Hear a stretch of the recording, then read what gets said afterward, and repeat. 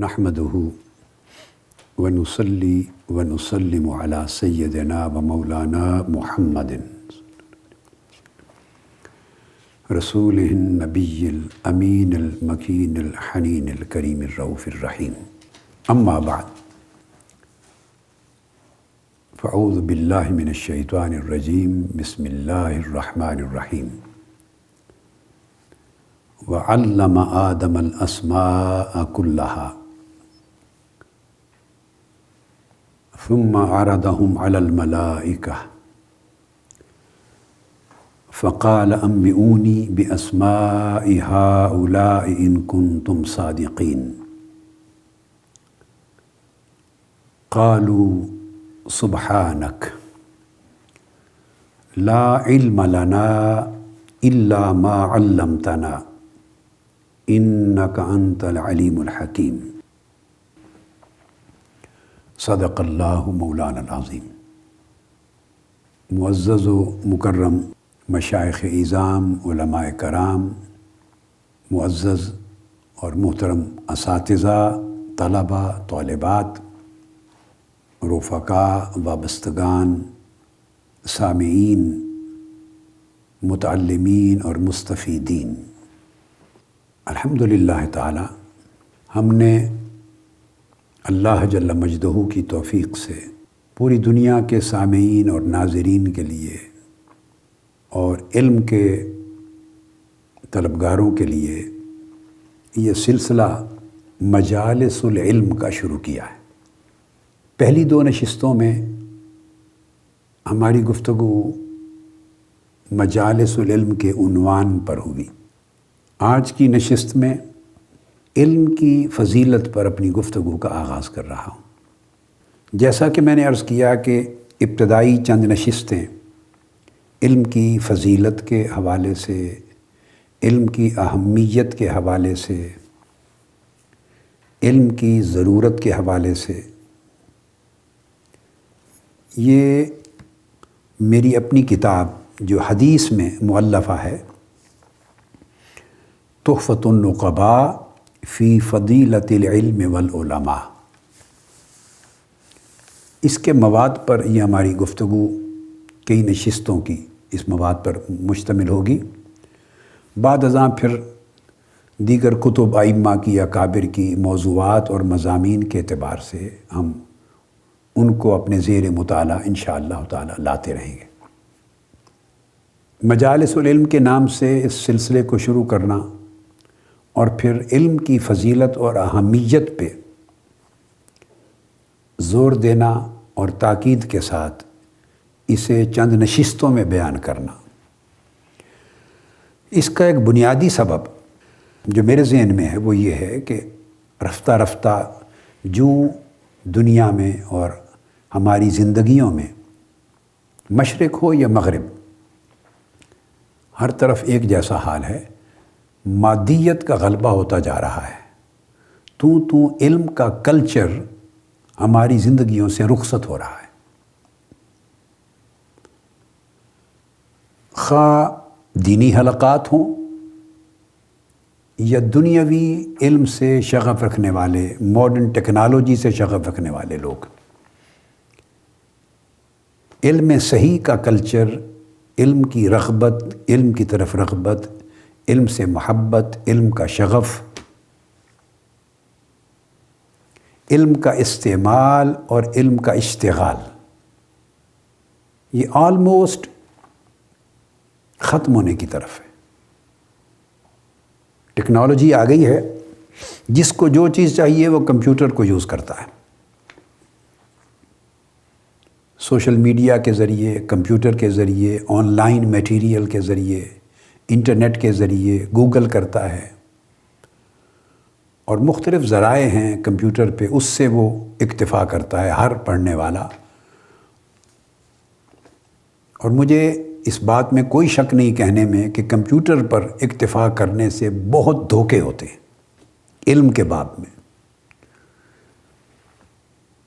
Computer पे लोग articles लिखते हैं, मौज़ूआत के ऊपर अपनी तहक़ीक़ लिखते हैं, मज़ामीन चढ़ाते हैं, बहसें चलती हैं, रत्ब व याबिस होता है। بعض اوقات ٹوٹلی غلط تصورات چل رہے ہوتے ہیں۔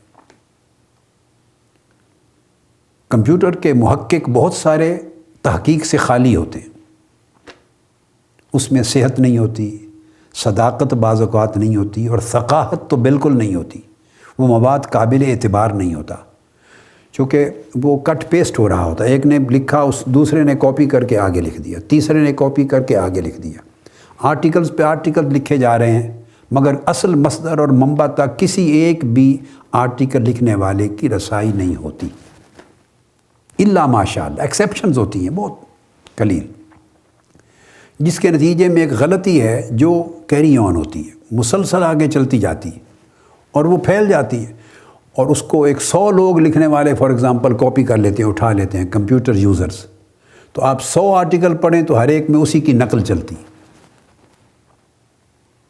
تو عام آدمی جس کی رسائی کتب تک نہیں ہے، متون تک نہیں ہے، حواشی، شروح، امہات کتب، علم کے اصل مصادر، مآخذ اور منابع تک جن کی رسائی نہیں ہے، کیونکہ اس کا کلچر ختم ہو رہا ہے۔ کمپیوٹر آن کیا، جیسے حساب اب کرنا نہیں آتا لوگوں کو، بچوں کو جمع تفریق نہیں کر سکتے، اٹھایا کیلکولیٹر، جمع تفریق ضرب تقسیم کر دی۔ جس زمانے ہم پڑھتے تھے اسکولوں میں، ہمارے دور میں کیلکولیٹر، کمپیوٹر نہیں تھے، ہمیں پہاڑے پڑھائے جاتے تھے، منفی، ضرب، تقسیم، سب چیزیں ہم مینولی کرتے تھے، دماغ یوز ہوتا تھا۔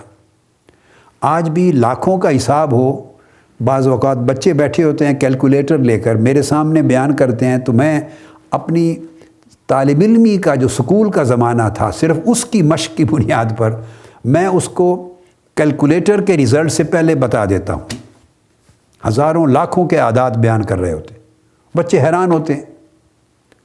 میں نے کہا حیرانگی کی کوئی بات نہیں ہے، یہ مشق ہم نے بچپن میں کی ہے، آپ کو مشق کروائی نہیں کسی نے، آپ ہر چیز کیلکولیٹر سے پوچھتے ہیں، اسی طرح کمپیوٹر کا حال ہے۔ تو آپ ڈیپینڈنٹ ہو گئے ہیں۔ آدمی جوں ڈیپینڈنٹ ہوتا ہے ٹیکنالوجی پر اور دماغ کا استعمال نہیں کرتا، دماغ اتنا ہی فارغ ہو جاتا ہے، معطل ہو جاتا ہے، سست پڑ جاتا ہے۔ اللہ نے دماغ ایک ایسی چیز بنائی ہے کہ اس کو جتنا استعمال کرو اتنا تیز ہوتا ہے، اتنا شاندار پرفارمنس دیتا ہے، دماغ تھکتا نہیں ہے۔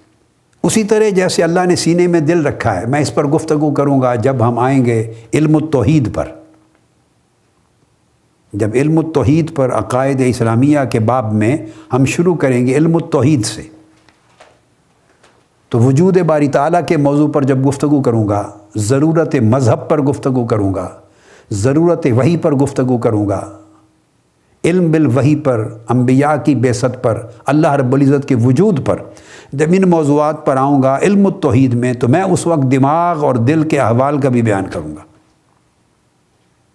کہ اللہ کے وجود کا پتہ ہمیں عالم انفس، اپنے وجود کے اندر سے کیسے پتہ چلتا ہے اللہ کے وجود کا، تھوڑا سا اشارہ دوں گا۔ لیکن اس وقت یہ بتانا چاہتا ہوں کہ جس طرح عمر بھر دل پمپ کرتا ہے،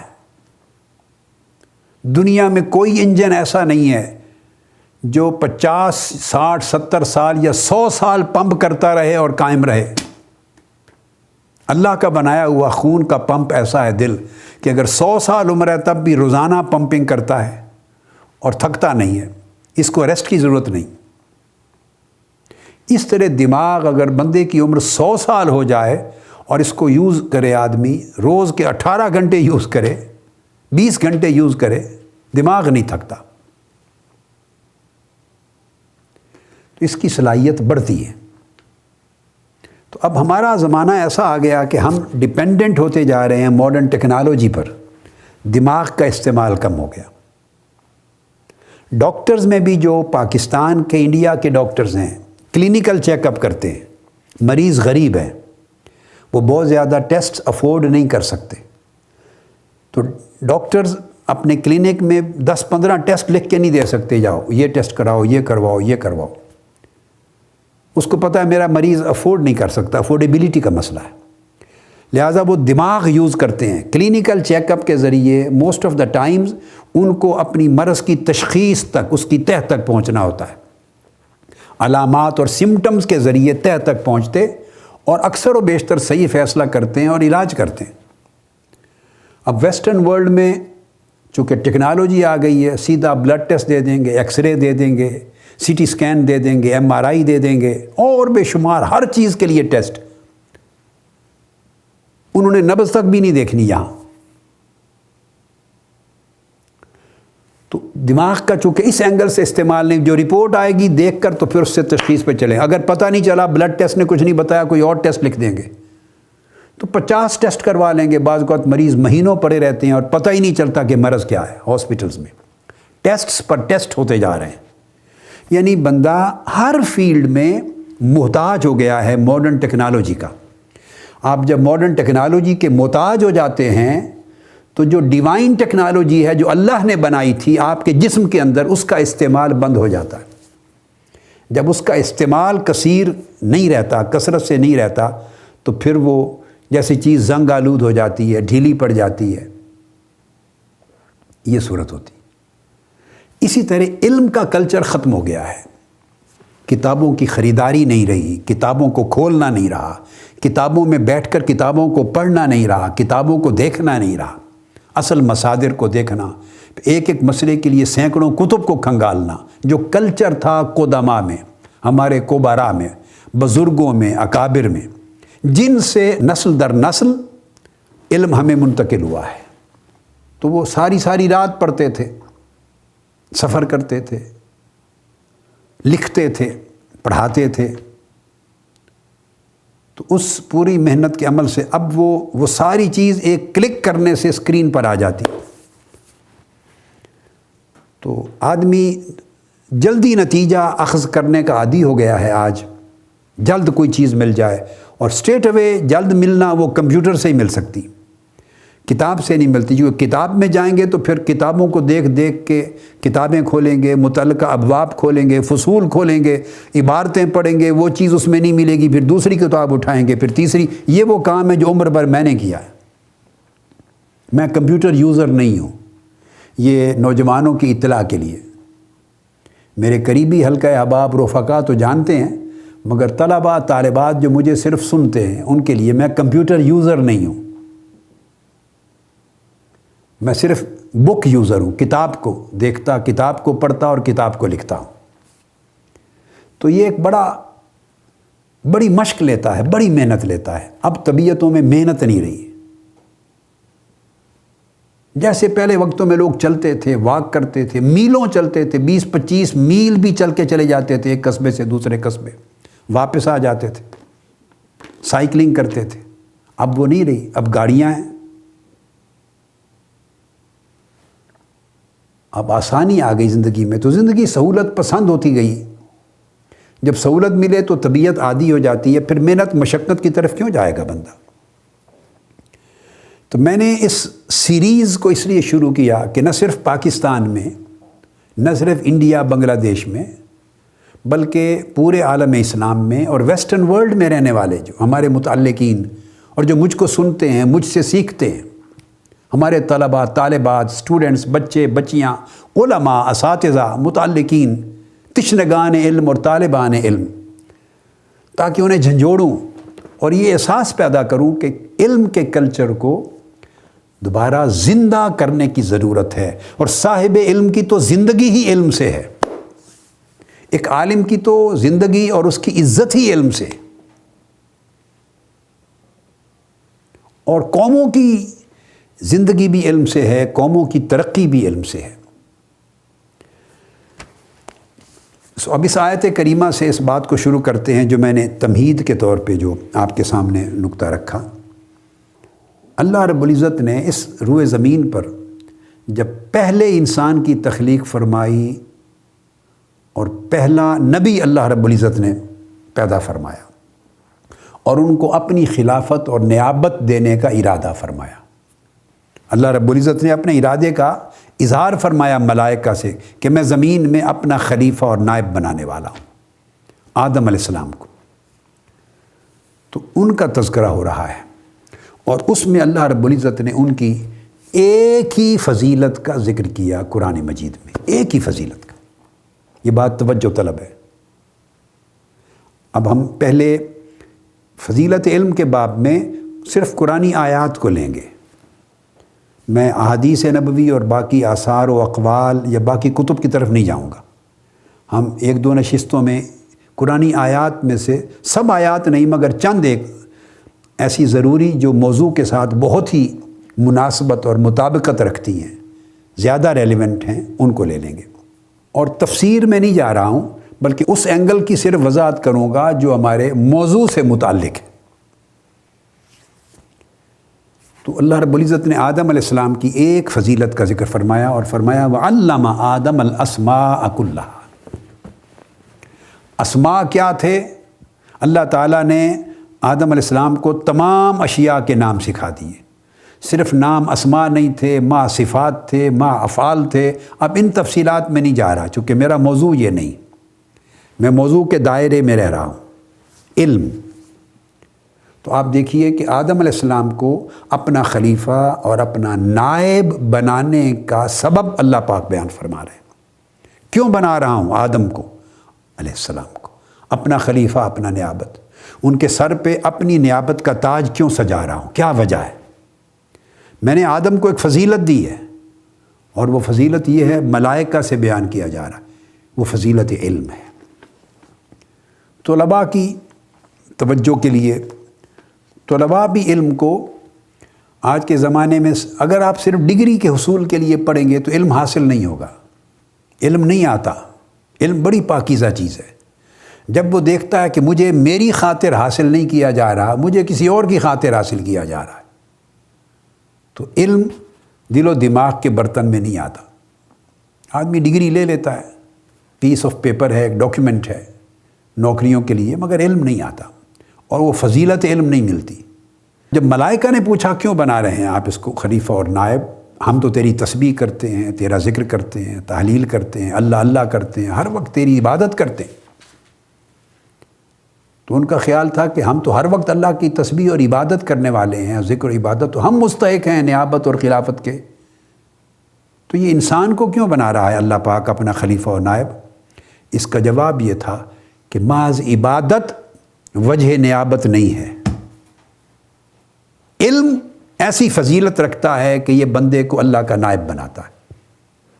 تو اس آیت کریمہ سے یہ بات اسٹیبلش ہوئی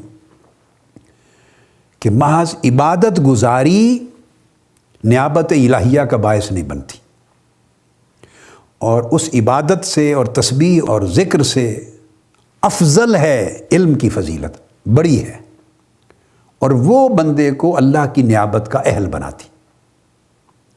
آف کورس وہ جو علم ہوگا وہ خالی از عبادت نہیں ہوگا، یعنی کمپیئر ہو رہا ہے، عبادت بغیر علم اللہ کی نیابت کے قابل نہیں، اس طرح علم بغیر صالحیت اور بغیر عبادت وہ بھی نیابت کا باعث نہیں بنتا، لیکن علم کی عبادت کے مقابلے میں افضلیت ہے۔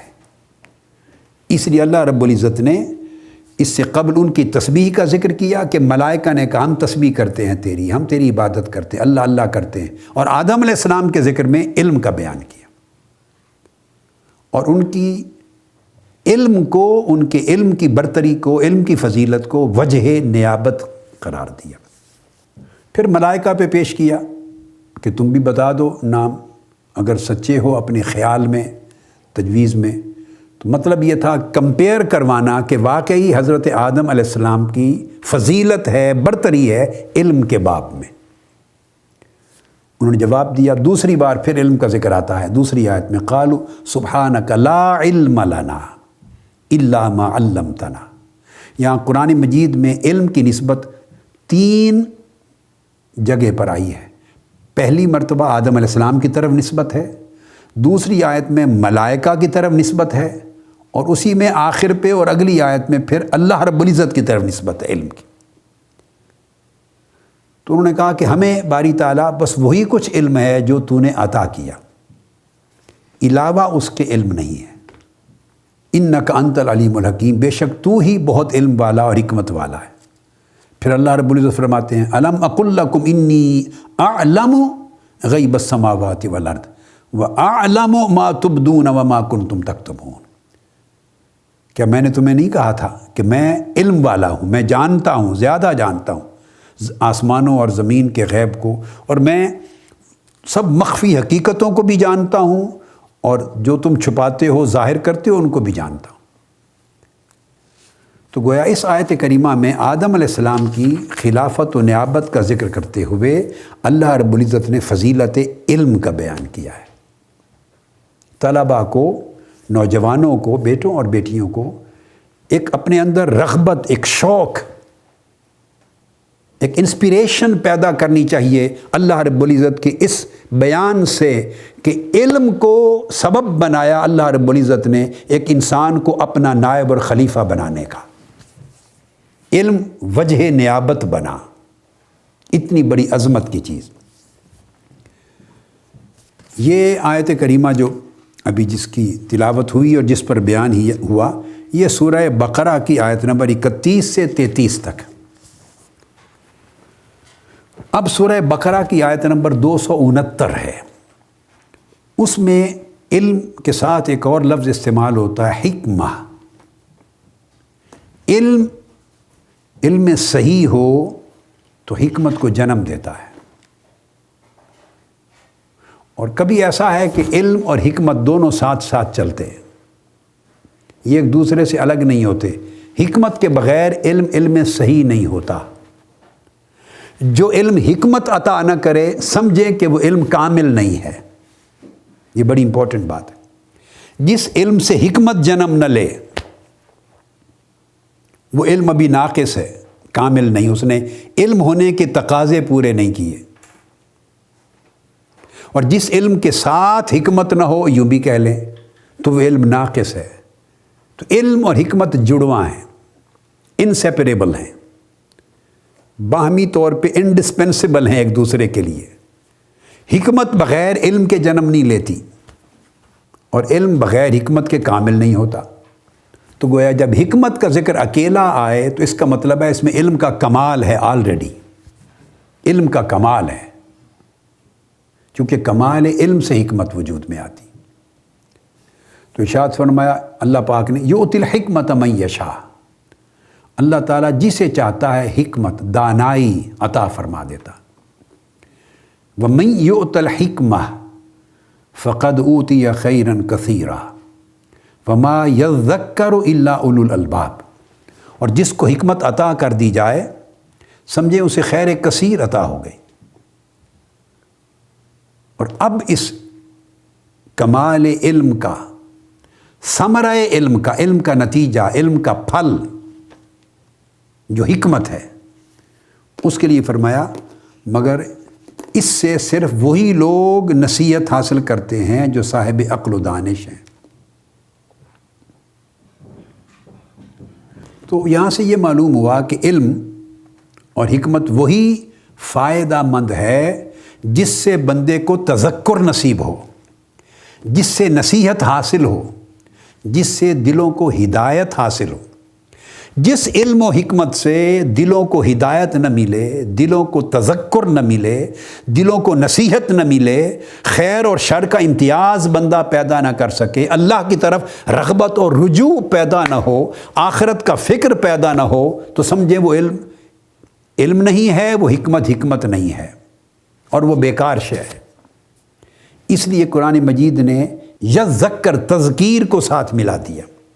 وہ تذکیر اللہ رب العزت کی نشانیوں پر بھی ہے، اللہ رب العزت کے انعامات کی بھی تذکیر ہے، آخرت کی بھی تذکیر ہے، یعنی وہ اللہ کی طرف رجوع دیتی ہے۔ تذکیر اللہ کی معرفت دیتی ہے، اللہ کے قریب کرتی ہے، بندے کو اپنی بندگی کا خیال دلاتی ہے، اور بندے اور رب کے درمیان جو روحانی تعلق ہے اس کو آشکار کرتی ہے۔ تو جس علم اور حکمت سے، سمجھ لیں میرے طلباء، طالبات، بیٹے بیٹیاں، جن کتابوں کے پڑھنے سے، اس کو کتابوں پر بھی اطلاق کرتے ہیں، جن اساتذہ کے پاس پڑھنے سے، جن کتابوں کے پڑھنے سے، جس علم کے حاصل کرنے سے تذکر نصیب نہ ہو، وہ باعث تذکیر نہ ہو، اللہ کی رغبت نہ دے، اللہ کی معرفت نہ دے، آخرت کا فکر پیدا نہ کرے، دلوں کے اندر ایک نصیحت اور ہدایت کا نور پیدا نہ کرے، کیفیت نہ بدلے، تو سمجھیں کہ وہ نہ علم ہے نہ حکمت ہے، ایک پیمانہ دے دیا گیا ہے۔ آپ کہیں گے پھر وہ کیا چیز ہے؟ ٹھیک ہے، وہ دنیاوی علم ہو سکتا ہے، وہ بھی مباحات اور ضروریات میں سے ہے، وہ معاش کے لیے ہے، آخرت میں نفع مند نہیں ہوگا۔ معاش کمانے میں، دنیا کمانے میں، دنیا کے لیے، ضروریات دنیا کے لیے نفع مند ہے، اور وہ بھی جائز ہے، اور وہ بھی آپ کی ضروریات اور حاجات کو پورا کرنے پر۔ مگر جس علم کی فضیلت ہے وہ علم ہے جو آپ کو مرتبہ تذکیر تک اور تذکر تک پہنچا دے۔ پھر اس کے بعد سورہ آل عمران کی آیت نمبر 7 میں ارشاد فرمایا، قرآن مجید کی آیات کو یہاں تقسیم کیا اللہ رب العزت نے خود۔ فرمایا هو الذی انزل علیک الکتاب منہ آیات محکمات ہن ام الکتاب وَأُخَرُ مُتَشَابِهَاتٍ۔ ارشاد فرمایا وہی ہے، اللہ کی ذات وہ ہے جس نے آپ پر کتاب نازل فرمائی، اور کتاب منبع علم ہے۔ یہاں ایک چیز بائی دی وے الکتاب کا ذکر آیا، قرآن مجید نے اپنا تعارف بھی بالکل ابتدا ہی میں الکتاب کے طور پہ کروایا ہے۔ اس سے ایک کنسیپٹ یہ بھی ڈیولپ ہوتا ہے، بہت سارے کنسیپٹس نکلتے ہیں، مگر ایک یہ کہ کتاب کے ساتھ ربط اور تعلق اور شغف پیدا کرنے کے لیے اللہ رب العزت نے اپنی کلام کا نام الکتاب رکھا ہے، تاکہ لوگوں کا شغف، ربط اور تعلق کتاب سے پیدا ہو۔ اور پھر کتاب قرآن کا ٹائٹل ہے، قرآن جو کلام الہی ہے، اسے الکتاب کہنے کا معنی یہ بھی ہے کہ کتاب کتابت سے ہے، اور یہ علم کی طرف اس کا اشارہ ہے۔ یعنی اللہ رب العزت نے دراصل کتاب کہہ کر علم کا ٹائٹل اپنے کلام کو دیا ہے، القرآن کو علم کا ٹائٹل۔ اس سے بڑا مرتبہ علم کا نہیں ہو سکتا۔ فرمایا ذالک الکتاب لا ریب فیہ، یہ وہ کتاب ہے جس میں کسی شک کی گنجائش نہیں، یعنی یہ منبع علم ہے، یہ وہ کتاب ہے۔ کتاب کا مطلب ہے یہ وہ منبع علم ہے، یہ وہ مصدر علم ہے، لا ریب فیہ، کہ اس میں کسی شک کی گنجائش نہیں۔ یہاں دراصل اس آیت کریمہ کے اس حصے میں علم کی تعریف کر دی گئی ہے، مگر بہت کم توجہ گئی ہے اس نقطے کی طرف جو بیان کر رہا ہوں۔ عام طور پہ تفاسیر میں یہ بحث نہیں ملے گی، کتب میں نہیں ہے۔ دراصل اس آیت کریمہ میں ذالک الکتاب لا ریب فیہ، یہ وہ کتاب ہے جس میں کسی شک کی گنجائش نہیں۔ اس کلام میں، اس آیت کریمہ میں علم کی تعریف بھی ہے۔ پہلی بات تو میں نے کہہ دی نا، الکتاب، کتاب کا کلچر پیدا کیا، رغبت دلائی، توجہ دلائی، تاکہ لوگ مسلمان کتاب سے مانوس ہوں، اور کتاب منبع علم، منبع ہدایت ہے۔ اور لا ریب فیہ کا مطلب اب یہ ہے کہ یہ جو کہ منبع علم ہے الکتاب، تو علم کی شان یہ ہے کہ وہ ہر شک کو دور کر دیتا ہے۔ علم کی شان یہ ہے، ہر شک کو دور کر دیتا ہے۔ اگر شک رہے تو جو کچھ آپ جانتے ہیں اس کو علم نہیں کہا جائے گا۔ یہ تعریف ہے اس آیت کریمہ میں۔ العلم وہ رفع الجہل ہے، رفع الشک ہے۔ تو علم دراصل وہ جاننا ہے جو بندے کو، جسے وہ جان رہا ہے، جسے بھی جاننا چاہتا ہے، اس کے مرتبہ یقین تک پہنچا دے۔ ایک مرتبہ ہے جہل کا، جس میں بالکل آدمی نہیں جانتا، اس کو جہل کہتے ہیں۔ اور جب آدھا جانتا ہے آدھا نہیں جانتا، اس کو شک یا ریب کہتے ہیں۔ کسی چیز کے بارے میں 50-50 ہے، 50% اس کا ذہن کہتا ہے کہ ہاں یہ ہے، 50% کہتا ہے نہیں ہے۔ مثلا قبلے کی سمت آپ معلوم کرنا چاہتے ہیں، یا آپ بالکل جہل میں ہیں، آپ کو پتہ ہی نہیں، یا آپ کو پتہ ہے 50% خیال ہے ادھر ہے، 50% خیال ہے نہیں ہے۔ تو یہ بالکل درمیان میں اگر آپ آ جائیں تو اس کو ریب اور شک کہتے ہیں۔ جہل بالکل نہ جاننا، بالکل نہ جاننا، اور شک درمیان میں آدھی جگہ پہ کھڑے ہیں، سینٹر میں کچھ 50% معلوم صحیح ہے، علم کی طرف ہے، 50% جہل کی طرف ہے۔ اب یہ جو 50 پوائنٹ آپ نے گین کیے، اس کے اندر ایک درمیان میں بھی ایک رتبہ ہے، اس کو وہم کہتے ہیں۔ وہم یعنی جہل سے آپ نکل آئے، تو جس کو ہم اردو میں وہم کا لفظ بولتے ہیں نا، میں عربی کا لفظ بول رہا ہوں، وہم۔ یہ جو وہم ہے، یہ جہل سے بندہ نکل آتا ہے۔ آپ بھی کہتے ہیں ایک موہوم سا ہے، خیال ایک آتا ہے، ایک وہم سا ذہن میں آ رہا ہے، یعنی ایک ہلکے سی آپ کو درک ہوتا ہے، ہلکا سا خیال آتا ہے کہ شاید بات یوں ہے۔ تو اس کیفیت سے نکل آئے ہیں جہاں بالکل سرے سے ہی پتہ نہیں تھا، نہ یوں کا نہ یاں کا، نہ ای نہ آ نہ چی نہ چنا، کچھ بھی پتہ نہیں تھا، ٹوٹل لا ادریت تھی، لا علمی تھی، پھر کچھ پتہ نہیں، وہ تھا جہل۔ اب جہل سے تھوڑا نکلے، ذہن نے، دماغ نے کام کیا، کچھ خیال آیا، بے شاید اس طرح بات ہے، تو وہ وہم ہے۔ خواہ آپ 10% نکل آئے جہل سے، خواہ 20% نکل آئے، خواہ 25%، 30، 33%، 40%، یہ سارا ایریا وہم کا ہے۔ وہم طاقتور ہوتا گیا۔ اگر آپ 50% پہ پہنچ گئے، آدھے بالکل لا علمی کی طرف، جہالت کی طرف، جہل کی طرف جو پہلے پوزیشن تھی جب کچھ معلوم نہ تھا، اور آدھا علم کی طرف، سینٹر میں آ گئے، تو وہ شک ہے۔ تو شک کا مطلب ہے اس کو آدھا خیال جاتا ہے اس طرف ہوں، یہ بات اس طرح ہے، آدھا خیال جاتا ہے یہ بات اس طرح، وہ مرتبہ شک ہے، تو وہ بھی علم نہیں بنا۔ جہل تھا، وہ بھی علم نہ تھا۔ جہل سے نکل آئے، وہم میں آ گئے، وہ بھی علم نہیں ہے۔ وہم سے نکل گئے، شک میں آ گئے، وہ بھی علم نہیں ہے۔ پھر رہ گئے اوپر کے 50%۔ اس اوپر کے 50% میں جب آپ شک کے مرتبے سے آگے نکل گئے، تو آپ کا خیال اور طاقتور ہو گیا اور غالب ہو گیا، اس کو پھر ظن کہتے ہیں، اس کو ظن کہتے ہیں۔ تو ظن بھی ظن ہے، جس کو کہتے ہیں میرا غالب ظن یہ ہے، یعنی غالب خیال یہ ہے، وہ مرتبہ ظن ہے، تب بھی علم نہیں، چونکہ سٹل اس میں 25% ابھی جگہ ہے شک کی، وہم کی۔ 20%، 10%، 30%، 33%، جتنا بھی آپ لے لیں، اوپر کے 50 میں جہاں بھی آپ پھر رہے ہیں، تو وہ ظن کا مرتبہ ہے۔ اور جب آپ 100% پہ پہنچ جائے، 100% یقین ہو گیا کہ یہ چیز اس طرح ہے، تو اگر وہ ادراک اتنا کامل ہو گیا، تو اس کو پھر علم کہتے ہیں۔ تو لہٰذا علم ایک سفر ہے،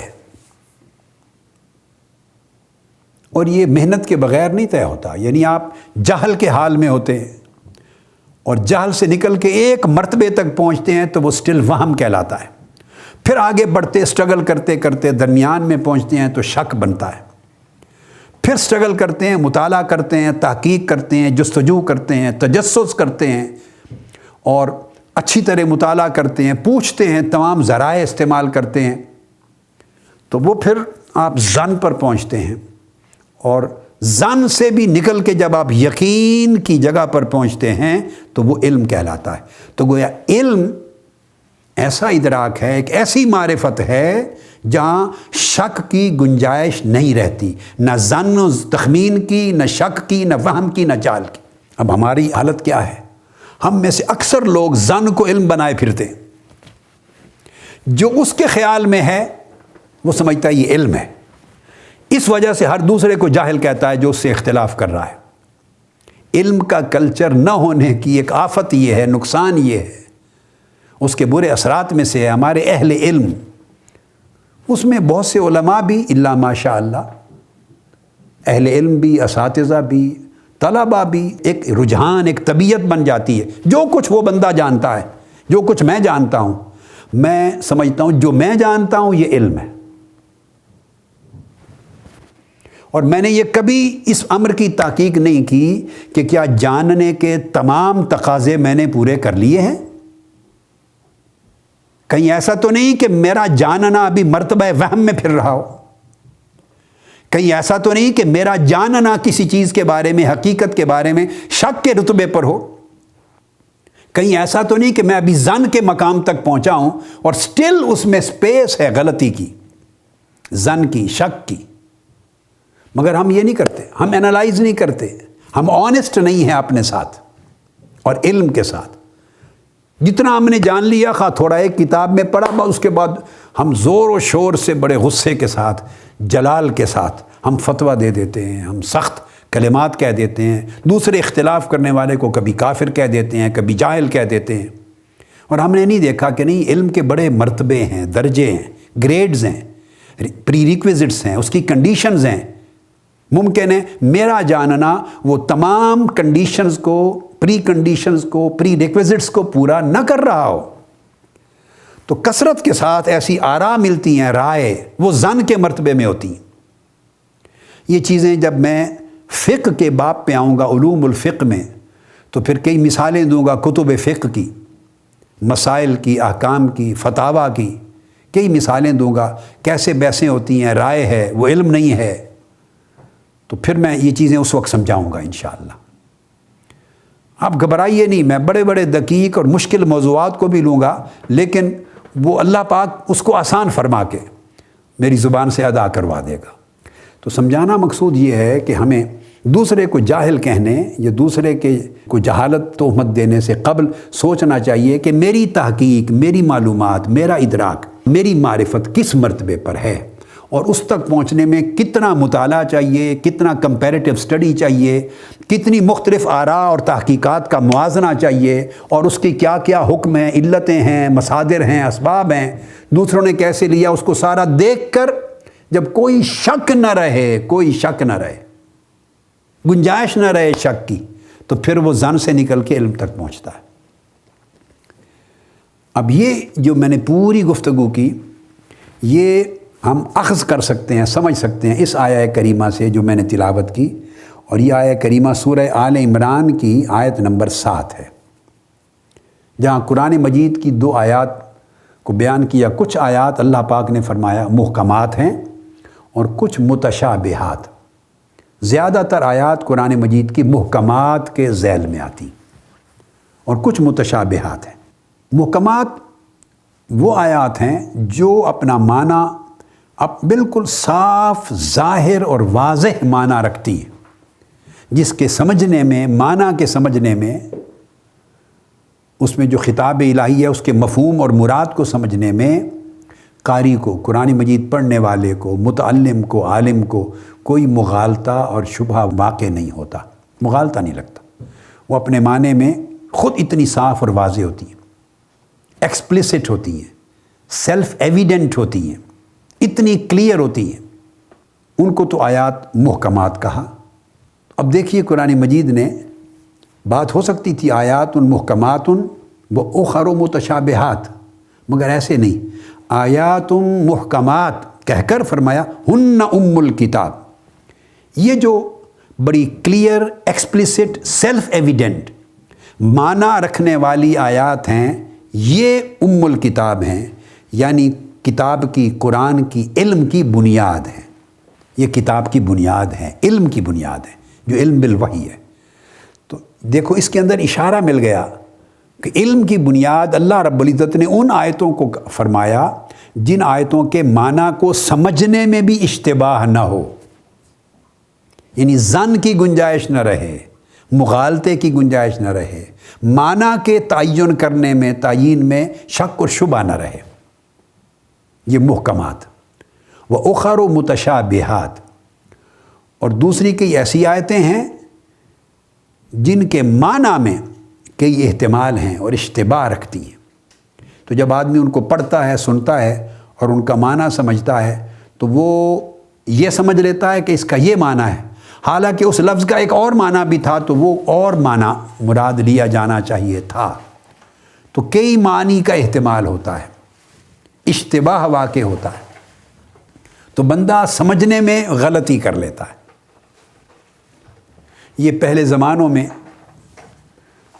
جب مرجئہ اور معتزلہ اور ماتریدیہ اور اشاعرہ اور اس طرح کافی سارے مذاہب ہوتے تھے، اہل سنت کے ماتریدیہ اور اشاعرہ تھے، تو وہ پھر معتزلہ تھے، مرجئہ تھے، اسی طرح اور بھی کافی سارے اصول عقیدہ کی بحث میں لاؤں گا، میں ہر چیز کو پہلے نہیں بیان کرنا چاہتا۔ تو وہ پھر آیات کے متشابہات کے معنی کے تعین میں مغالطے ہوتے، بحثیں ہوتی، مناظرے ہوتے، مجادلے ہوتے تھے۔ تو اللہ رب العزت نے یہاں علم کی دراصل جو میں اخذ کرنا چاہتا ہوں وہ یہ کہ یہاں بھی علم کی خوبی یہ بیان کی ہے کہ جن کو بنیاد بنایا جائے ان آیتوں کو جن کے معنی کو سمجھنے میں کسی شک و شبہ کی اور مغالطے کی اور اشتباہ کی گنجائش نہ ہو، یہ ایگزیکٹلی کوریلیٹ کرتی ہے اس پہلی آیت سے سورہ بقرہ کی، ذالک الکتاب لا ریب فیہ، یہ وہ کتاب ہے، مصدر علم ہے جس میں شک کی گنجائش نہیں، جس میں شک کی گنجائش رہے وہ علم قطعی نہیں ہے، وہ قطعی علم نہیں ہے۔ جیسے کہ میں نے 5 مرتبے بیان کر دیے، جہل، وہم، شک، ظن اور علم، 5 مرتبے۔ تو اگر اس سے نیچے کسی جگہ پہ ہو تو پھر وہ علم نہیں ہے۔ ایگزیکٹلی یہ آیتوں میں نہیں ہے کوئی شک اور ظن، آیات میں نہیں، فرمایا متشابہات،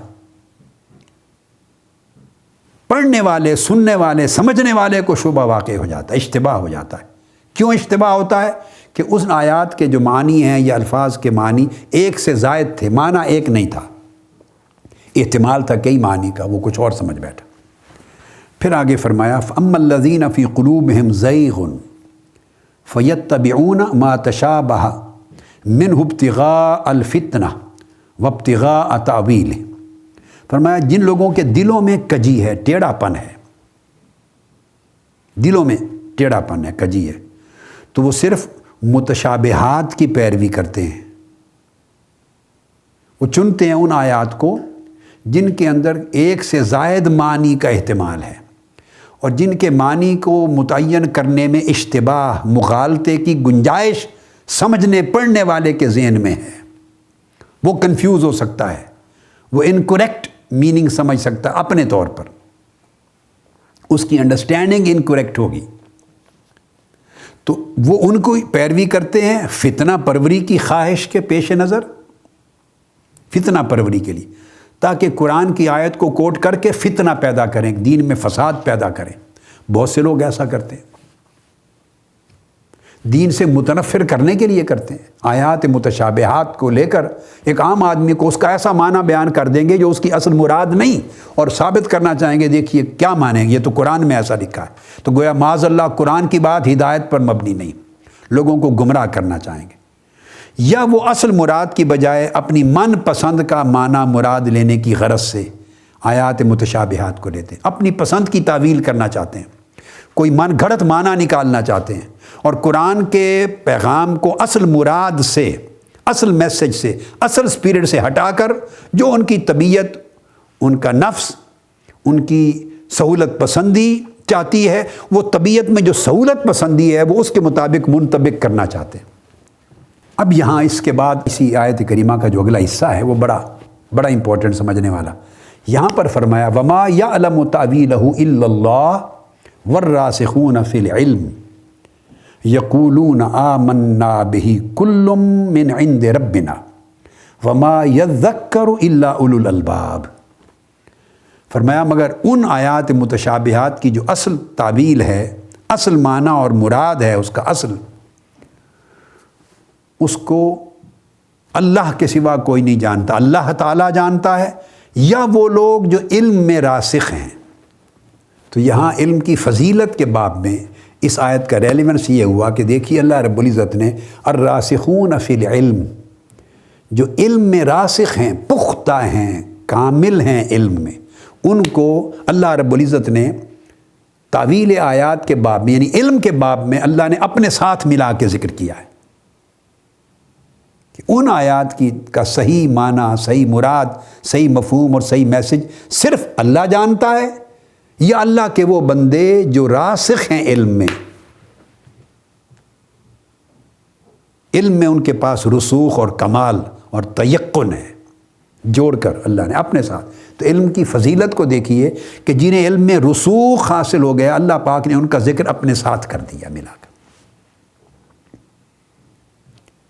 ایک قرات پر اس طرح ہے، اور دوسرے طریق پر اس کا معنی یہ بھی ہے کہ ان آیات کا صحیح معنی اور مفہوم اور تعویل اللہ جانتا ہے، اور جو علم میں رسوخ رکھنے والے ہیں، راسخان ہیں علم میں، ان کی شان یہ ہے کہ یقولون آمنا بہی کل من عند ربنا، وہ سر تسلیم خم کرتے ہیں، وہ کہتے ہیں کہ ہم ایمان لے آئے جو کچھ اللہ نے فرمایا ہے، یعنی وہ اس کی قرید میں نہیں جاتے۔ یہ اس کے دوسری قرات کے حساب سے کہ جو علم میں راسخان علم ہیں، الراسخون فی العلم، علم میں راسخ لوگ، پختہ لوگ، جنہیں علم اور معرفت، علم کامل اور معرفت تامہ نصیب ہوئی ہے، جنہیں علم میں رسوخ نصیب ہوا ہے، یعنی جو وہم، شک اور ظن کے مقام سے نکل گئے ہیں، وہ مرتبہ علم یقین تک پہنچ گئے، تو اللہ پاک ان پر اتنا انعام فرماتا ہے کہ انہیں اللہ پاک شان تسلیم عطا کر دیتا ہے۔ تو علم کا دوسرا کریکٹرسٹک علم کا، یاد رکھیں، میں چونکہ طالبان علم سے خطاب کر رہا ہوں، جو بھی سن رہا ہے، خواہ ملینز کی تعداد میں وہ سن رہے ہیں، وہ طالبان علم حاصل کرنا چاہتے ہیں، تو انہیں سمجھانا چاہتا ہوں کہ علم ہے کیا۔ پہلے بتایا کہ علم وہ جاننا ہے جو آپ کو شک سے نکال دے، اور اگر آپ عمر بھر علم حاصل کرتے رہیں اور شک سے باہر نہ نکلیں تو اس کا مطلب ہے آپ کسی غلط راہ پہ تھے، وہ علم نہ تھا، وہ بہکاوا ہے۔ علم اندھیروں کو چھاڑتا ہے، گرد و غبار کو ہٹاتا ہے، تشکیک کو ختم کرتا ہے۔ اور یہ بھی میں آپ کو بتاؤں، بندہ جب اپنی عقل پر، اپنے حواس خمسہ پر، اپنے تعقل پر، تدبر پر، وحی کی رہنمائی لیے بغیر، اللہ کے رسول کے علم کی رہنمائی لیے بغیر، اسلاف کے علم کی رہنمائی لیے بغیر، وہ علم جن میں برکت کے چشمے ہیں، وہ علم جس سے نور پھوٹتا ہے، وہ علم جس سے انشراح صدر ہوتا ہے، وہ علم جو شرح صدر دیتا ہے، جو دلوں کو نور دیتا ہے، جو اندھیرا چھانٹتا ہے، وہ ہر شک کو، ریب کو، ظن، تخمین کو دور کرتا ہے اور آپ کو مرتبہ یقین تک لے جاتا ہے۔ وہ علم قرآن کے چشمے سے پھوٹتا ہے، اللہ کی کتاب سے۔ وہ علم صدر نبوت سے پھوٹتا ہے، آقا علیہ السلام کے سینہ اقدس سے، اللہ کے نبی کے کلام سے، وحی الہیہ سے، قرآن و سنت سے پھوٹتا ہے۔ صحابہ کرام، تابعین، اتباع تابعین، سلف صالحین، اولیاء کاملین، وہ جو اس طریق سے چلے، وہ ان کے طریق سے آتا ہے، ان سے ملتا ہے۔ تو جنہوں نے وہ رہنمائی نہیں لی اور خود اپنی عقل سے سوچ کر کسی نتیجے پر پہنچنے کی کوشش کی، انہیں سوائے شک کے کچھ نہیں ملے گا، وہ تشکیک کی گرد میں مبتلا رہیں گے۔ یونان میں جب فلاسفرز نے حقیقت علیہ کو پانے کی کوشش کی کہ الٹیمیٹ ریالٹی کیا ہے، یعنی اللہ خالق، یا وہ تو اس کو الٹیمیٹ ٹروتھ کہہ رہے تھے کہ آخری الٹیمیٹ ریالٹی، ٹروتھ، حقیقت اور سچائی کیا ہے، تو جب اس کے لیے وہ عقل سے سوچ بچار کرنے لگے تو یہ فلسفہ بن گیا۔ تو انہوں نے اپنی ابتدا حسیت سے کی، اس کی میں تفصیل میں بعد میں جاؤں گا، ابھی میں اجمالاً کر رہا ہوں، یعنی جو کچھ حواس خمسہ، آنکھوں سے، کانوں سے، حواس خمسہ سے معلوم ہوا، انہوں نے سمجھا یہی حقائق ہے، یہی حقیقت ہے۔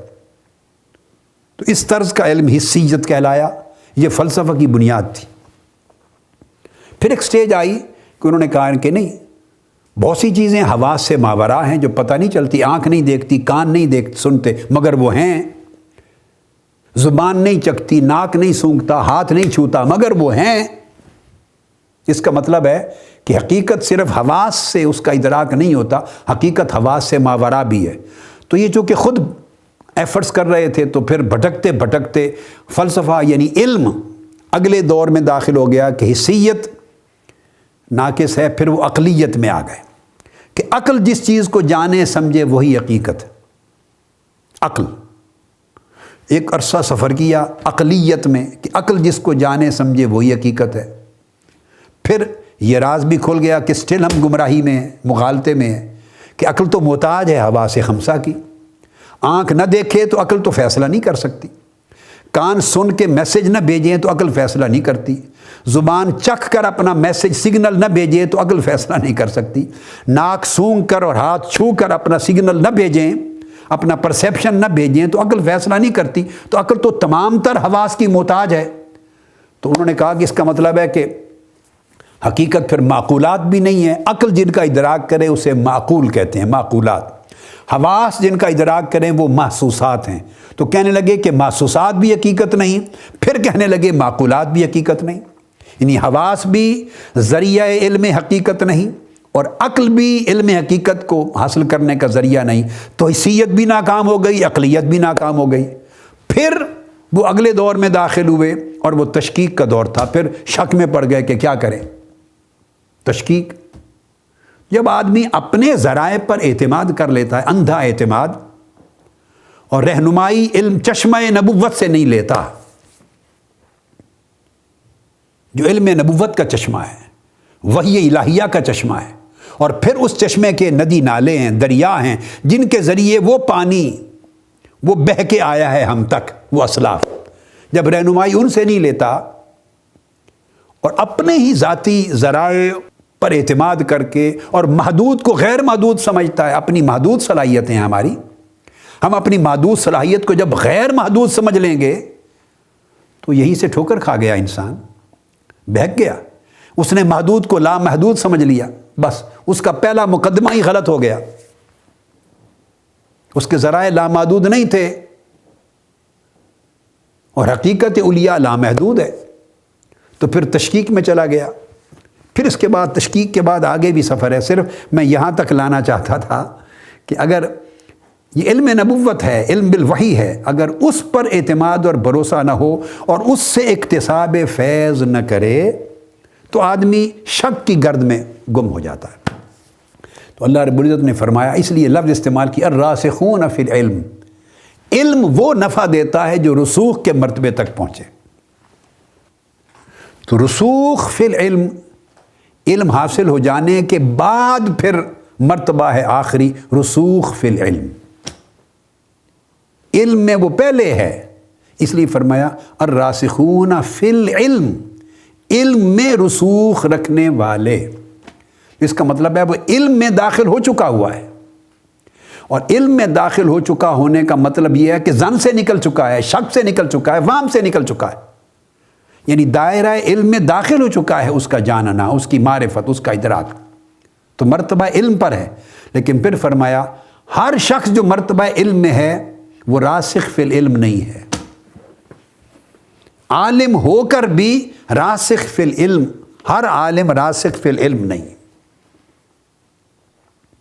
تو یہ اشارہ ہوا قرآن مجید کی اس آیہ کریمہ کی طرف، وَفَوْقَ كُلِّ ذِي عِلْمٍ عَلِيمٍ. ہر علم والے کے اوپر ایک علم والا ہے. تو دونوں کے لیے لفظ علم استعمال کیا، فوق کل ذی علم، ہر علم والے پر. تو ہے ذی علم، اہل علم، مگر ہر اہل علم کے اوپر ایک علیم ہے. تو وہ یعنی کمال علم کے پھر درجات ہیں. تو یہاں فرمایا کہ الراسخون فی العلم. اور خوبی کیا ہے جب علم میں رسوخ ہو جائے تو یقولون آمنا بہ کل من عند ربنا. تو علم میں رسوخ کی علامت ہے. جب علم میں رسوخ ہو جائے تو دعویٰ نہیں رہتا، اکڑ نہیں رہتی، تکبر نہیں رہتا، رعونت نہیں رہتی، جدال کی طبیعت نہیں رہتی. یہ سب چیزیں فطور ہیں اور یہ علم کے منافی ہیں. قرآن مجید نے یہاں علم کا کی ایک ثمر، علم کا پھل، علم کی تاثیر، علم کی علامت، رسوخ فی العلم کی علامت بیان کی کہ جن علم میں رسوخ ہو جائے وہ کیا کہتے ہیں، پھر وہ تسلیم کی طرف آ جاتے ہیں. ان کی طبیعت میں تسلیم آ جاتی ہے، نہ انکار رہتا ہے، نہ تشکیک، نہ جہل، نہ ظن، مگر ایٹ دا سیم ٹائم وہ راسخون فی العلم میں اگر شامل ہو جائیں تو جیسے اوپر فرمایا آیت کریمہ میں جو سورہ بقرہ کی میں نے 269 تھی کہ اس کا تذکر آتا ہے، نصیحت ملتی ہے، دلوں کو ہدایت ملتی ہے. یہاں فرمایا ان کے اندر تسلیم، تفویض، اللہ کے سامنے اپنے آپ کو سپرد کر دینا، اللہ کے امر کو سچائی مان لینا، اللہ کے حکم کو آخری فیصلہ مان لینا، پھر کرید نہ کر. کیونکہ وہ منتہا علم ہے. جو چیز وحی الہی سے ثابت ہو گئی، قرآن سے ثابت ہو گئی، عقل کی سمجھ میں آ رہا ہے یا نہیں. جو راسخ ہے علم میں وہ وہاں ٹکر نہیں مارتا. قرآن نے فیصلہ کر دیا یہ آخری حد ہوگی. کیونکہ ہم مخلوق ہیں, ہم محدود ہیں. ہمارے حواس, ہمارا علم, ہمارا وجدان, ہمارے ذرائع سارے محدود ہیں, ناقص ہیں. مگر اب اس طرف سے علم آ گیا جو کامل بنانے والا ہے, جو خالق ہے علم کا, جو ہر چیزوں کی خاصیت سے واقف نہیں بلکہ ہر شے کو بھی اور ہر شے کی خاصیت کو بھی پیدا کرنے والا ہے. وہ خالق اور صانع ہے جس نے ہر شے کو اس کی ماہیت دی ہے, ہر شے کو اس کی خاصیت دی ہے, ہر شے کو شے بنایا ہے, ہر شے کو خواص دی ہیں, صفات دی ہیں, ہر شے کی حقیقت بنائی ہے. وہ جو خالق کل ہے اب اس نے بتا دیا, یعنی قرآن میں آ گیا اور رسول علیہ الصلوۃ والسلام کی زبان اقدس سے آ گیا. تو جو چیز قرآن اور حدیث سے ثابت ہو جائے, آپ کا عقل, فہم, فکر, تدبر, بصیرت, تجربہ, وٹ ایور, وہ اس کو مانتا ہے یا نہیں مانتا, یا شک کرتا ہے, یا اس کی سمجھ میں بات آ رہی ہے یا نہیں, وہ ہر چیز کو چھوڑ دیں. وہ جان لے کہ میرے سمجھنے میں غلطی ہے, میرے علم میں محدودیت ہے, میرے فہم میں محدودیت ہے, میں ابھی نیچے مرتبہ علم تک نہیں پہنچا. حق بات وہ ہے جو اللہ نے فرما دی, اللہ کے رسول نے فرما دی, جو قرآن سنت سے ثابت ہو جائے. اس سے بڑی دانش نہیں ہے کوئی. تو وہ پھر کل من عند ربنا, سب کچھ اللہ کے رب کی طرف سے جیسے ہے. پھر وہ اس میں بحث نہیں کرتے, تکرار نہیں کرتے, وہ اس کی کیفیت میں, ماہیت میں, عینیت میں, فوقیت میں, تحتیت میں نہیں جاتے. اللہ کیسے ہے, اللہ کہاں پر ہے, وہ کس سے اوپر ہے, کس کے نیچے ہے, کس سمت میں ہے, کس در ہے. نہ وہ عینیت میں جاتے ہیں, نہ وہ جہت میں جاتے ہیں, نہ وہ فوقیت میں جاتے ہیں, نہ تحتیت میں جاتے ہیں, نہ تشبیہ میں جاتے ہیں, نہ تمثیل میں جاتے ہیں. وہ ساری چیزوں سے ماورا کہتے ہیں اس نے جیسا فرما دیا ہے بس ویسے ہے. ہماری عقل سمجھنے سے قاصر ہے.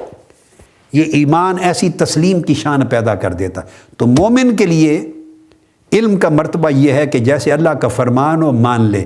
جہاں تک عقل جائے الجھائے بغیر, شک میں مبتلا ہوئے بغیر, بس وہاں تک جائے جہاں دیکھے کہ اب عقل ایسے لرز رہی ہے, تشکیک میں مبتلا ہو رہی ہے, اس کی سمجھ میں نہیں آ رہا, عین و کیف میں پڑ رہی ہے, کیسے کیوں ان چکروں میں پڑ رہی ہے. وہاں عقل کو کہے کہ بس تیری چھٹی, اب آرام سے بیٹھ جا, اب امر الہی ہے, وہ علم کامل ہے, وہ حق ہے, وہ سچ ہے.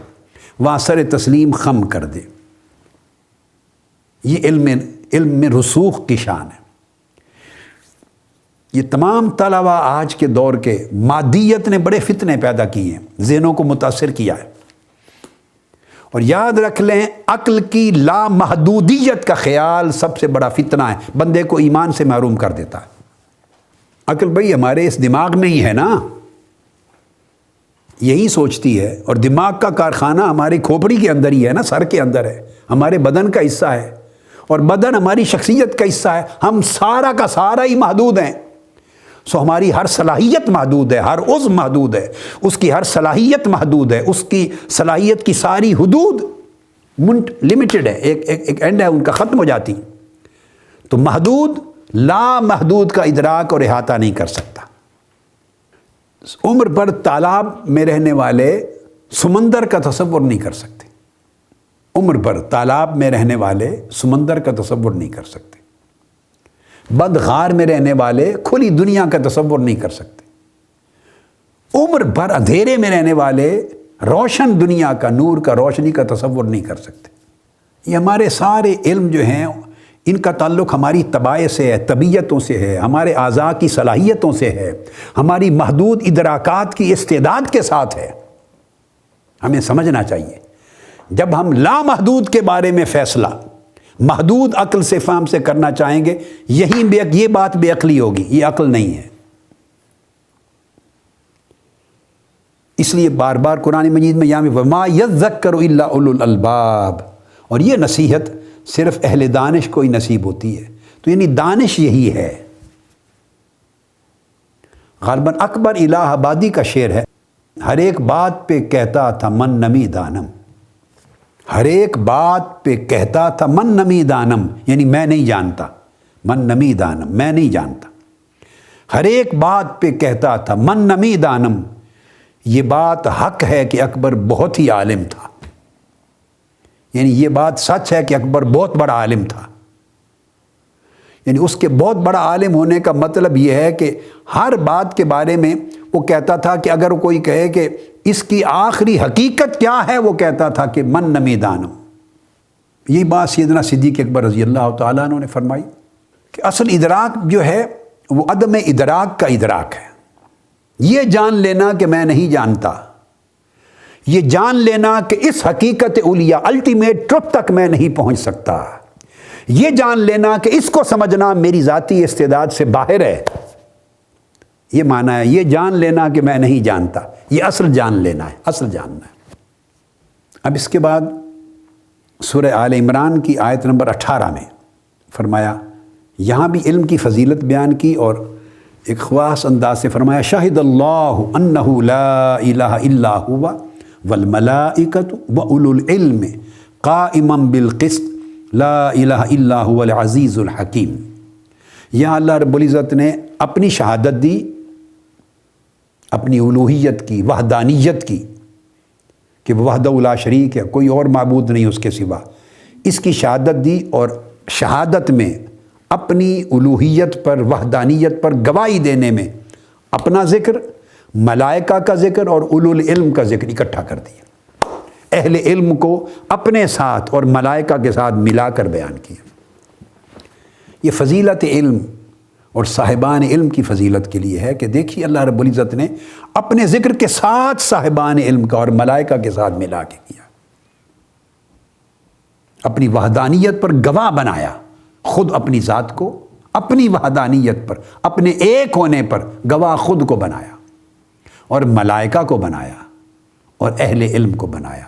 اور اہل علم سے مراد وہی الراسخون فی العلم، جو اولو الالباب ہیں، جن کا علم مرتبہ رسوخ پر ہے۔ پھر آگے اسی سورہ آل عمران کی آیت نمبر 66 میں 66 میں پھر ارشاد فرمایا، ہا انتم ہؤلاء حاججتم فیما لکم بہ علم۔ یہاں 3 چیزیں بیان کی اس آیت کریمہ میں علم کے باب میں۔ سن لو، تم وہی لوگ ہو جو ان باتوں میں بھی جھگڑا کرتے تھے جن کا تمہیں کچھ نہ کچھ علم تھا۔ تو یہاں جزوی علم کا بیان کیا گیا ہے کہ بعض اوقات لوگوں کو کچھ نہ کچھ علم ہوتا ہے، تھوڑا زیادہ علم ہوتا ہے۔ حاججتم فیما لکم بہ علم، تم جھگڑے کرتے تھے، جدال کرتے تھے، آپس میں مناظرے کرتے تھے، بحثیں کرتے تھے تھوڑے سے علم پر، جن کا کچھ نہ کچھ علم تھا تمہیں، تو اس پر بھی جھگڑتے تھے۔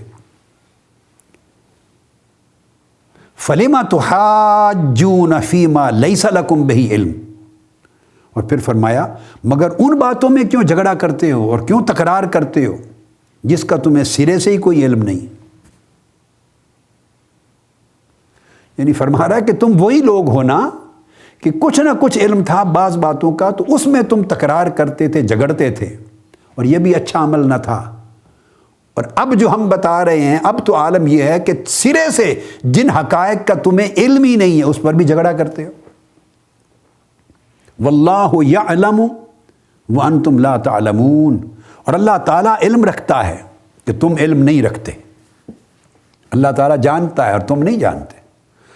تو اس کے مطلب اس آیت کریمہ نے یہ بتایا کہ علم کا مس یوز، ایکسپلائٹ علم کو اس طرح ہوا کہ لوگ 2 طرح کے ہیں، ایک سرے سے ان کا علم نہیں ہوتا ان کے پاس، اس پر بحث و مباحثہ اور تکرار کرتے ہیں، اور ایک ایسے لوگ ہیں کہ تھوڑا سا علم ہوتا ہے اور بحث تکرار کرتے ہیں، مجادلہ اور مناظرہ کرتے ہیں، جھگڑا کرتے ہیں۔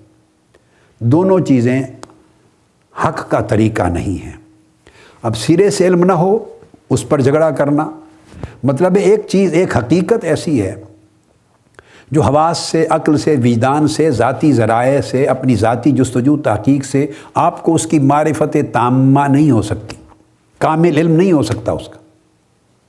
اس کے لیے آپ حاجت مند ہیں علم بالوحی کے، کہ آسمان سے ہدایت ملے، تو اس پہ آپ جھگڑا کرتے ہیں جس کا آپ کو بنیادی طور پہ سورس بھی اویلیبل نہیں ہے، اور جس سورس سے آپ کو اس کا نالج ملنا تھا اس کو آپ نے اٹھا کے ایک طرف رکھ دیا، اور اپنے ذاتی ذرائع علم، حواس اور عقل کے، وجدان کے، تجربہ کے، مشاہدہ کے، ذاتی جو آپ کے ذرائع علم ہیں اس میں وہ حقیقت آنے والی ہی نہیں تھی، آپ کی عقل محل نہیں ہے اس حقیقت کے ادراک کا، تو اس پر آپ جھگڑا کرتے ہیں، مناظرہ کرتے ہیں، مباحثہ کرتے ہیں، گفتگو کرتے ہیں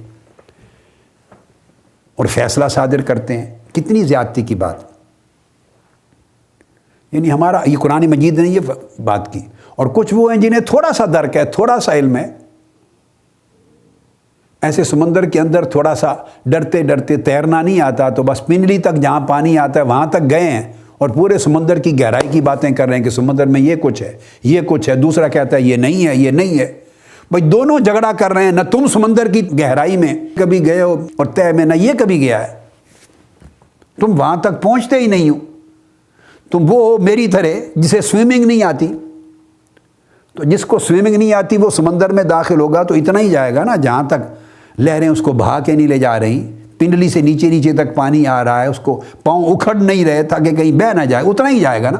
تو چونکہ تم نے پانی کو بس کر لیا ہے اور پانی میں اپنے پاؤں اور ٹانگیں رکھ لی ہیں اتنی، بس تمہارا حق ہو گیا ہے کیا اتنی بات سے کہ بحث کرو سمندر کی اس تہ کا جو میلوں نیچے جا کر ہے کہ اس میں کیا ہے اور کیا نہیں، صرف اس لیے کہ تم نے 4 قدم سمندر کے اندر رکھ لیے۔ اتنے تھوڑے سے علم کے ساتھ آپ حقیقت علیاء کی اور اس کلیت کی بات کر رہے ہیں بیٹھ کر، نتیجہ کیا ہوتا ہے کہ لوگ گمراہ ہوتے ہیں۔ آپ چیلنج کر رہے ہیں اس حقیقت کو اور اس کے اوپر طرح طرح کی باتیں کر رہے ہیں کہ جس کو آپ کو ہوا ہی نہیں لگی، جس کی آپ اس ذریعے کو بھی نہیں چھوا آپ نے جس ذریعے سے اس کا علم ہونا تھا۔ ہمارے ہاں کیمسٹری کا جو اسکالر ہے، عالم ہے، وہ فزکس پہ کبھی بحث نہیں کرتا، فزکس کا پروفیسر وہ بیالوجی پر کبھی بحث نہیں کرے گا، بیالوجی کا پروفیسر ایسٹرو فزکس پر، اسپیس سائنس پہ کبھی بحث نہیں کرے گا، اسپیس سائنس کا پروفیسر ایون آسٹرانومی پر بحث نہیں کرے گا، سائنسز ملتی کیوں نہ ہو۔ کارڈیالوجی کا پروفیسر آپ کے گردوں کی امراض پر بحث نہیں کرے گا آپ سے، حالانکہ ڈاکٹر ہے، کچھ بیسک چیزیں سب کو معلوم ہے، یورولوجی پر بحث نہیں کرے گا۔ مقصد بات کا یہ ہے کہ ہر علم کی ایک حد ہے، تھوڑا زیادہ یہ ہے تو حاجون فیما لیس لکم بہ علم میں نہیں ہے، یہ وہ ہیں لکم بہ علم، کچھ نہ کچھ علم ہے، حدیں ملتی ہیں ایک دوسرے کے ساتھ، کامن معلومات ہیں، کچھ نہ کچھ علم ہے۔ وہ کچھ نہ کچھ علم رکھنے والے بھی اگر کسی ایک سبجیکٹ کی حقیقت، اس کی کلی حقیقت پر بحث کریں، ٹوٹیلٹی پر، تو جائز نہیں ہوگا، کیونکہ ان کو جزوی علم ہے، اس سے شک پیدا ہوگا، وہم پیدا ہوگا، گمان ہوگا، علم نہیں ہوگا۔ اور ہمارے ہاں تو پوزیشن یہ ہے کہ سرے سے اس ذریعہ علم کو نہیں چھوا جس کے ذریعے اس حقیقت کا ادراک اور معرفت ہونی تھی، اور ہم بحث کرتے ہیں اور پوری قوم کی ذہن سازی کرتے ہیں، یہ خود کو گمراہ کرتے ہیں اور اوروں کو بہکاتے ہیں۔ یہ آنیسٹی نہیں ہے نالج میں۔ اس کے بعد سورہ آل عمران کی آیت نمبر 164 میں ارشاد فرمایا، آقا علیہ الصلوۃ والسلام کی شان اقدس معلم ہونے کی، فرمایا لقد من اللہ علی المؤمنین اذ بعث فیہم رسولا من انفسہم یتلو علیہم آیاتہ ویزکیہم ویعلمہم الکتاب والحکمہ وان کانوا من قبل لفی ضلال مبین۔ یہاں 4 چیزیں ایک طرف اور گمراہی کو ایک طرف مقابل میں بیان کیا گیا۔ گویا دلالت اور گمراہی کا مقابلہ ہوتا ہے ہدایت کے ساتھ، یہ ہدایت کے مد مقابل گمراہی ہے، جیسے علم کے مد مقابل جہالت ہے، تو ہدایت کے مد مقابل دلالت ہے، گمراہی۔ یہاں بیان کیا کہ اللہ پاک کا مومنوں پر احسان ہے کہ اس نے انہی میں سے ایک رسول مبعوث فرمائے، اور وہ رسول علم دیتا ہے اپنی قوم کو، انسانیت کو، صحابہ کو، امت کو اور انسانیت کو، اور وہ علم جو عطا فرماتا ہے اس میں 4 چیزیں پوری کرتا ہے اللہ کا رسول۔ تو یہاں سے پتہ چلتا ہے کہ علم حق اور علم صحیح اور علم کامل وہ 4 شرائط پورا کیے بغیر حاصل نہیں ہوتا۔ یہ تمام طلباء، متعلمین، میرے سننے والے، سامعین، ناظرین، اساتذہ علماء سب کے کام کے لیے ضروری توجہ کریں اور اپنی اپروچ میں چینج کریں، ویژن میں چینج کریں، تبدیلی لائیں۔ فرمایا کہ وہ رسول کیا کرتے ہیں؟ یتلو علیہم آیاتہ، سب سے پہلے ان پر اللہ کی آیتوں کو تلاوت کرتے ہیں، ویزکیہم، پھر ان کے نفوذ کا تزکیہ فرماتے ہیں، صفائی فرماتے ہیں، ویعلمہم الکتاب، اس کے بعد کتاب کا علم عطا کرتے ہیں، والحکمہ، پھر دانش اور حکمت عطا فرماتے ہیں۔ 4 چیزیں فرمائیں۔ یہ آقا علیہ الصلوۃ والسلام معلم اول ہیں خلق میں، مخلوق میں، اور اللہ رب العزت معلم حقیقی ہے۔ اس امت میں معلم اول آقا علیہ الصلوۃ والسلام ہے، ہماری امت محمدی میں۔ تو سب سے پہلے قرآن کی آیتیں تلاوت کرتے ہیں، کیوں؟ کہ قرآن نور ہے، ہم اندھیرے میں ہیں، جب قرآن کی تلاوت ہوگی تو اس سے نور پھیلے گا، نور سے اندھیرا چھٹے گا، اور اندھیرے کے چھٹنے سے پتہ چلے گا کہ کیا کیا خرابیاں موجود ہیں۔ جب تک یہ بھی پتہ نہ چلے کہ خرابی کیا کیا ہے تو پھر اس کا امراض کیا کیا ہیں تو ازالہ کیسے ہوگا؟ اس کے لیے روشنی چاہیے، روشنی قرآن سے ملتی، ہم قرآن سے ہی دور ہیں۔ قرآن کو صرف تلاوت کے لیے رکھا ہوا ہے، وہ جو چند خوش نصیب جو تلاوت کرتے ہیں، بس اس کے بعد قرآن سے تعلق ہی کٹ گیا ہمارا۔ تو سب سے پہلے آقا علیہ السلام قرآن مجید کی تلاوت فرماتے، اس سے قلوب و باطن، یہ جو اندر کے کوٹھے ہیں، کوٹھڑے، دلوں کی کوٹھڑی اور روح کا اندر جو بات اور باطن، اس کے اندر نور پھیلتا، قرآن کا نور اندر منتقل کرتے۔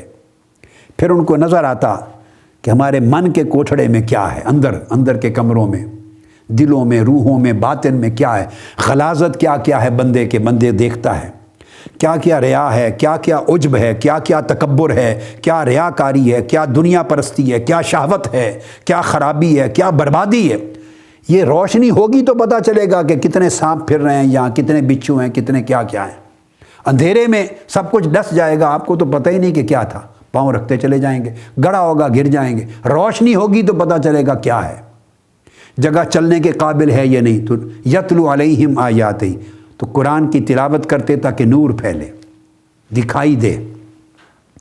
جب دکھائی دیتا پھر ان کے اندر ایک تشویش لاحق ہو جاتی، اوہ یہ کچھ کیفیت ہے، تو مجھے تو اپنی صفائی چاہیے، یہ امراض ہیں، مجھے تو ان کا علاج چاہیے، یہ پرابلم ہے، مجھے ان کا ازالہ چاہیے۔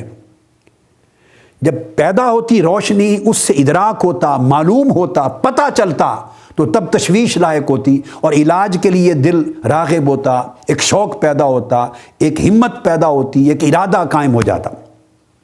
تو پھر جب ان کے اندر شوق پیدا کر لیں، وَيُزَكِّيهِمْ، تو پھر آقا علیہ السلام ان کا تزکیہ کرتے ہیں، صفائی کرتے ہیں۔ جب تزکیہ ہو جائے، شوق بھی پیدا ہو جائے، نور بھی آ جائے، شوق پیدا ہو جائے، تزکیہ ہو جائے، تو یعلمہم الکتاب، تب کتاب کا علم عطا کرتے۔ پھر کتاب کا علم نافع بن جاتا ہے۔ تزکیہ نہ ہو، خالی علم ہو تو علم نافع نہیں بنتا، علم فیض رساں نہیں ہوتا، علم برکات نہیں دیتا۔ پھر کتاب کا علم دیتے، والحکمہ، پھر حکمت اور دانائی عطا کرتے۔ ہم اگر علم حاصل کرتے ہیں بغیر تزکیہ نفس کے، بغیر قلب و باطن کی صفائی کے، بغیر نور قرآنی کے، نور باطن کے علم حاصل کرتے ہیں، تو وہ معلومات اور ادراکات اور معلومات ضرور ہیں، مگر وہ ہمیں منزل تک نہیں پہنچائے گا، ہمیں شک، وہم اور ظن کی گردش سے باہر، گرد سے باہر نہیں لے جائے گا۔ یہ ساری چیزیں، تلاوت آیات، تزکیہ نفوس، تعلیم کتاب اور حکمت، یہ ساری چیزیں ملیں تو علم کامل ہوتا ہے، علم صحیح ہوتا ہے۔ جب علم صحیح ہو جائے تو اس کے جواب میں فرمایا، جب تک یہ نہ تھا، یہ چاروں چیزیں نہیں ملی تھیں، ان کانوا من قبل لفی ضلال مبین، تو پھر رسول صلی اللہ علیہ وسلم کی آمد اور ان کے اس فریضے کی ادائیگی سے قبل تم کھلی گمراہی میں تھے۔ تو گمراہی اندھیرے کا نام ہے اور علم نور کا نام ہے، اور علم ان 4 کنڈیشنز کو فلفل کرنے سے علم صحیح بنتا ہے۔ یہ 4 کام ہوئے، قرآن کا نور ملا، تزکیہ نفوس سے قلب و باطن کی صفائی ہوئی، اس میں علم کتاب آیا، اور اس میں حکمت اور دانائی آئی، اور حکمت سے مراد سنت بھی ہے۔ لفظ الحکمہ قرآن مجید میں اور صحابہ کرام کی زبان سے سنت رسول کے بارے میں بھی استعمال ہوتا، کہ قرآن اور سنت دو چشمے ہیں علم صحیح کے، تو یہ چاروں ملیں تو پھر یہ گمراہی ختم ہوتی ہے، دلالت ختم ہوتی ہے جس کو ہم ضلالت کہتے ہیں، اور تب جا کر پوری کامل خیر نصیب ہوتی۔ وَلَوْلَا فَضْلُ اللَّهِ عَلَيْكَ وَرَحْمَتُهُ لَهَمَّتْ طَائِفَةٌ مِّنْهُمْ أَن يُضِلُّوكَ۔ اے حبیب صلی اللہ علیہ وسلم، اگر آپ پر اللہ کا فضل اور اس کی رحمت نہ ہوتی، یہ بڑی امپورٹنٹ چیز ہے، شاید آج کی ہم جو نشست ہے یہاں پر ختم کر دیں۔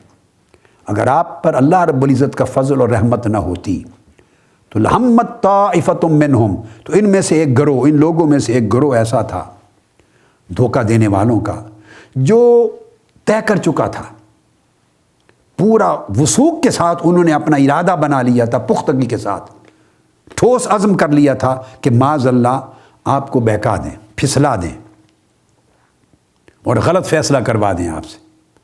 وَمَا يُضِلُّونَ إِلَّا أَنفُسَهُمْ وَمَا يَضُرُّونَكَ مِنْ شَيْءٍ، مگر وہ اس فیصلے سے، ارادے سے اپنے آپ کو ہی گمراہ کر سکتے ہیں میرے محبوب، آپ کا کچھ بگاڑ نہیں سکتے، آپ کا کچھ نہیں بگاڑ سکتے، وہ خود کو ہی گمراہ کریں گے۔ آپ کا کیوں نہیں کچھ بگاڑ سکتے؟ کہ آپ اللہ کے فضل اور اللہ کی رحمت کے سائے میں ہیں، معصوم بنا دیے گئے۔ اللہ کا فضل اور اس کی رحمت آپ کی حفاظت فرما رہا ہے، عصمت کی چادر ہے۔ تو اللہ کا فضل اور رحمت اگر حاصل ہو تو پھر دوسرے جو گمراہ کرنے والے عناصر ہیں یا عوامل ہیں اور فیکٹرز ہیں وہ آپ کو گمراہ نہیں کر سکتے۔ اس کے بعد یہ بیسک چیز بیان کرنے کے بعد فرمایا وَأَنزَلَ اللَّهُ عَلَيْكَ الْكِتَابَ وَالْحِكْمَةَ وَعَلَّمَكَ مَا لَمْ تَكُنْ تَعْلَمْ وَكَانَ فَضْلُ اللَّهِ عَلَيْكَ عَظِيمًا۔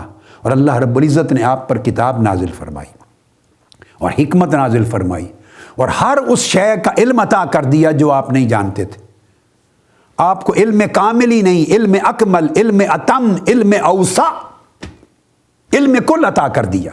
وَعَلَّمَكَ مَا لَمْ تَكُنْ تَعْلَمْ، ہر وہ چیز آپ کو بتا دی، سکھا دی، اس کا علم عطا کر دیا جو آپ نہیں جانتے تھے۔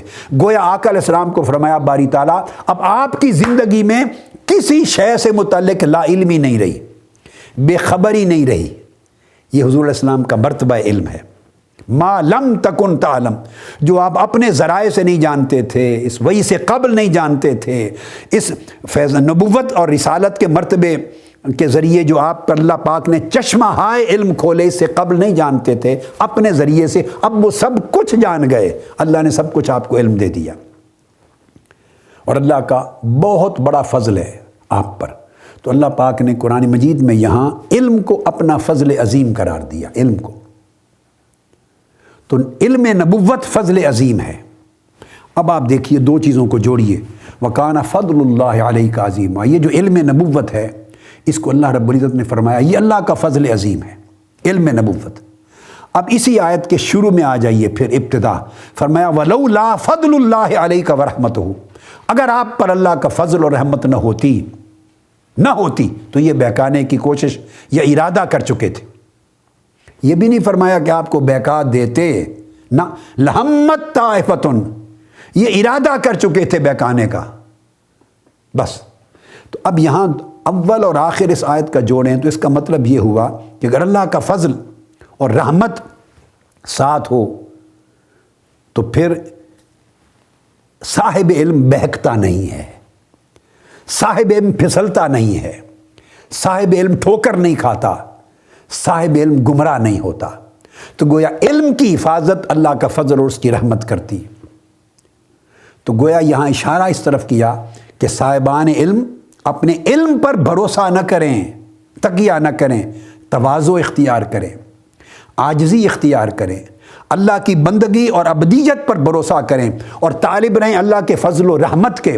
جب اللہ کے فضل و رحمت کے آگے جھکے رہیں گے اور اللہ کی رحمت پہ بھروسہ کریں گے اور اللہ کے فضل کی طرف رجوع رکھیں گے، اور اللہ کا فضل اور اللہ کی رحمت ان پر محیط ہوگا، خیمہ زن ہوگا، ان کا احاطہ کرے گا، ان کی حفاظت کرے گا، تو علم پھر آپ کو بہکنے نہیں دے گا، اور بڑی بڑی غلط کتابوں کے حملے، غلط اہل علم کے حملے، غلط دلائل کے حملے، غلط بحثوں کے حملے، غلط اشارات اور غلط دلائل اور غلط براہین اور غلط مشاہدات، یہ سب کچھ مل کر بھی آپ کو لرزاں نہیں کریں گے، بہکائیں گے نہیں، گمراہ نہیں کریں گے۔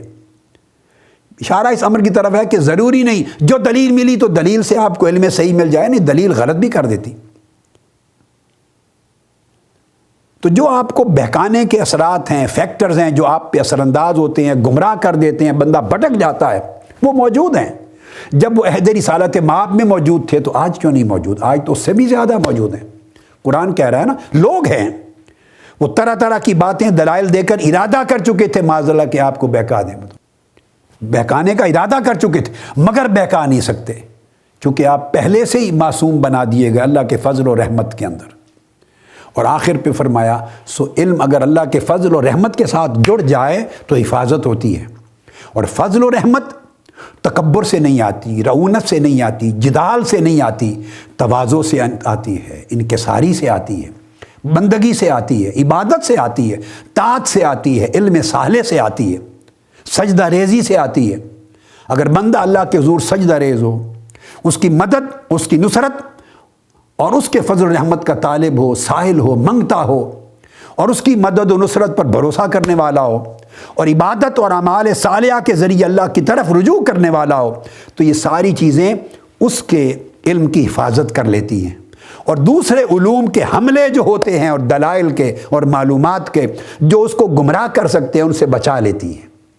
لہٰذا علم آپ کو منزل تک پہنچائے اور علم کامل بنے اور منزل صحیح تک پہنچائے، اس کے لیے لازم ہے کہ سفر علم میں آپ کی حفاظت ہو، علم محفوظ رہے اور عالم بھی محفوظ رہے۔ اور سفر علم میں علم کی حفاظت وہ علم خود نہیں کرتا، وہ اللہ کا فضل اور اللہ کی رحمت کرتی ہے، اور اللہ کے فضل و رحمت کے حصول کے پھر اور ذرائع ساتھ ہونے چاہیے، اللہ کی طاعت، اس کی عبادت، اس کی بندگی، اعمال صالحہ، اخلاق حسنہ، اور تواضع اور انکساری، اور اللہ پر بھروسہ اور توکل اور رجوع الی اللہ اور اخلاص۔ یہ ساری چیزیں مل کر اللہ پاک کے فضل اور رحمت کا سامان مہیا کرتی ہیں جو ہمارا اور ہمارے علم کی حفاظت کرتا ہے۔ تو آج کی جو نشست ہے یہاں پر ختم کرتے ہیں، انشاءاللہ تعالی اگلی نشست اس سے آگے شروع کریں گے۔ وما علینا الا البلاغ۔